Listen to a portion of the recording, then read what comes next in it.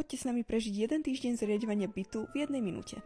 Ešte nemáme vyrobený všetok nábytok, keďže sme si ho dávali robiť na mieru, ale to, čo už je, sa pokúsia zmontovať. Tuto bude napríklad chodbová zostava, tak to vyzerá. Ešte tam pôjde polstrovanie a nejaké ďalšie detaily, ale už sa vidím v zrkadle, takže to je super. Do obývačky sme si dávali robiť tapetu miesto nejakej ozdobnej steny. Tapety máme od pani Voníkovej z R1 centra a musím povedať, že tak krásne tapety som v živote nevidela. Ani som nevidela, že môžu tak krásne tapety byť. Tak to už vyzerá tá obývačková zostava, ktorá prišla potom. A toto je vlastne jediná izba, ktorá je hotová. Tu ešte pôjde televízor samozrejme. Tapetu sme vyberali aj do detskej izby a chceli sme niečo nadčasové, čo bude s dievčatami rásť. Tuto budú mať takto posteľ, tu pôjdu schodíky a tu majú skrinku na hračky. Keďže sme nechceli, aby mali oblečenie vo svojej izbe, ale chceli sme taký šatník, lomeno hosťovskú, tak tu budeme skladovať všetko oblečenie, vrátane povlečenia pre hostí, takže takýto je plán, uvidíme, že či to pôjde tak, ako sme si to naozaj nadizajnovali a bude nám ten priestor stačiť. A ak ťa zaujíma, ako to bude vyzerať dokončené, tak daj like pre part 2.